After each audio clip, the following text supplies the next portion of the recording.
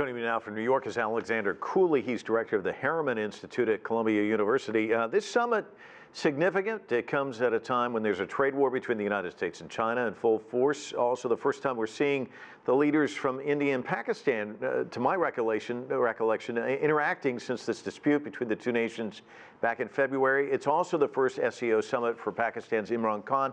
So break it down for us. What will you be watching for? So I think you hit the nail on the head. There are two great sources of uncertainty leading into the summit. One is geopolitical, and the other one is organizational.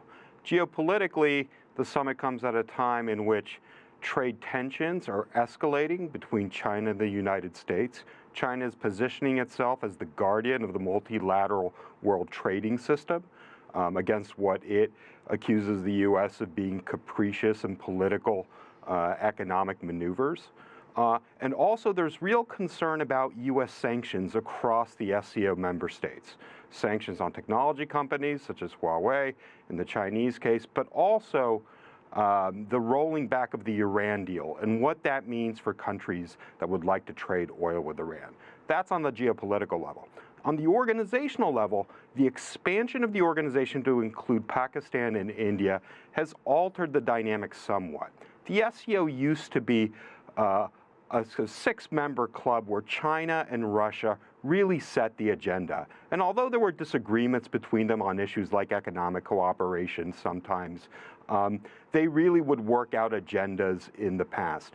India's presence as another great power also alters some of the dynamics. So now we have a China-India component, we have an India-Russia component, as well as the China-Russia axis. So all of these things, I think, are going to make for a dynamic and actually unpredictable summit this time. And so what do you expect to emerge from all of this? Because there are a lot of issues percolating there.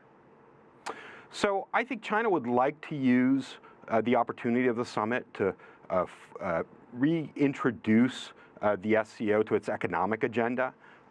For a few years now, China has tried to push forward the idea of an FTA, a free trade zone in the SCO space.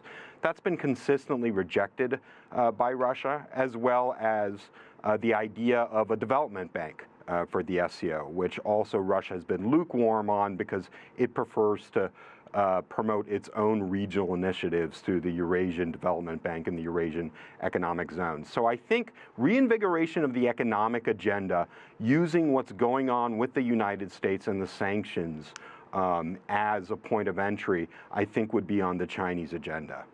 And you mentioned the SCO, just starting with just a handful of states back in '96. The goals originally to bring these countries together to fight terrorism, separatism, and extremism. We heard Mihal Bardavi talking about how that's still kind of a goal. But how is the group broadened, and how important is those original tenets, do you think? It's a good question. So the three so-called pillars of extremism, terrorism, and separatism. The terrorism and the extremism pillars are still going strong. The separatism pillar has been somewhat weakened by Russia's annexation of Crimea. So that's not as strong of a driver regionally as it used to be, especially when Russia had concerns about Chechnya's autonomism and potential separatism. At the same time, you've seen the security exercises that are conducted broaden and deepen, lots of different scenarios about regional security challenges and domestic security challenges, the participation of new countries within these security exercises, as Indian troops did this year.